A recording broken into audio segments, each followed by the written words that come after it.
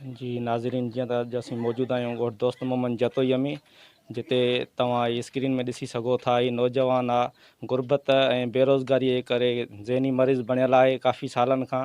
ऐं हिन खे पंहिंजे वारसनि जेको आहे जंजीरनि में जकड़े छॾियो आहे, त जीअं ही काॾे न वञे। हिकु ॿ दफ़ो अवल बि जेको आहे गुम थी वियो हो। हिननि जा वारस हिन खे ॻोल्हे आया। अचो त हिन जे वारसनि सां ॻाल्हि ॿोल कयूं त हुननि जो वधीक छा चवणु आहे। तव्हांजो नालो छा आहे अमर? मुंहिंजे ज़िले खां हे जेको नौजवान आहे ज़हनी मरीज़, इहो तव्हांजो छा थिए? इहो मुंहिंजो पुटु छे। इन जो नालो छा आहे? कंदीर। इहो भला ज़हनी मरीज़ कॾहिं खां आहे? इहो नंढड़ी उमिरि में आहे त फाठो आहे। नौजवान अञा वही नंढो आहे, कचे बालक आहे, त इहे फाठो आहे हिन उमिरि में। त इहो पोइ पियो आहे, इहो ॿधो पोइ निकिरी वञे पियो। इनखे तव्हां जंजीरनि में जेको आहे त ॿधी छॾियो आहे, इहो छाजे करे? इहो वेढ़े जे करे, जेको वेढ़े करे पियो या निकिरी पियो वञे काॾे। पोइ ॻोल्हे फोले हिनखे हथ कयूं पिया, ॻोल्हे अचूं पिया। पोइ हाणे हुनजे करे ॿधे छॾियो आहे। अवल भला गुम थी वियो हो छा? हा हा, गुम थी घणा दफ़ा?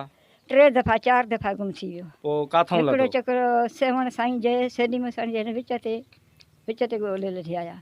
हिकु चक्कर दरिया जी वट सां वञे पियो, उतां वठी आया। ॿिए चक्कर ते बि हेॾे हाजर हज़ूरी खां परते हेॾां वरी उतां वठी आया। पोइ हुनजे करे पोइ लिकिरी जो वञे थो, वेढ़े बि करे थो, पोइ हुनजे करे वरी असां ॿधे छॾियो आहे। एतिरो वाली वार कोन्हे जेको मालिकी करे रखे थो, उहो बि न आहे। अच्छा, भला तव्हां कंहिं डॉक्टर सां या कंहिंसां ॻाल्हायो आहे त हिन जो इलाजु थींदो? डॉक्टर में ॻाल्हायोसीं अकबर भंड में। हुन चयो हो त हिन जो दिमाग़ सही न आहे, एतिरो आहे। पोइ हर मग़ज़ जा पर्दा ख़ुश्क थिया आहिनि त ख़ुदा खे ख़बर आहे, बाक़ी चरियो बि अहिड़ो न आहे। पोइ हुन चयो 15 ॾींहं जो कोर्स, असां 3 महीना हुन ते करायो हो। पोइ हुनखे फ़ाइदो न पियो। पोइ वेड़ खणी पोइ असां घर में चुप करे ॿधे छॾियो। हाणे घर वेठो हूंदो आहे, बसि ॿिनी मगीअ जो टुकुर खारायां थी। हा बसि हिकु ॿ चक्कर आयो जेको वटि थोरी थकी मदद कराई, बाक़ी ॿियो ऑफिसर वॾो न आयो आहे। वॾो वॾो कोन आयो आहे। बाक़ी हिते पंहिंजे पाड़े जा जेका आहिनि हुननि कई आहे मदद, थोरी थक हर को बेज़ार आहे।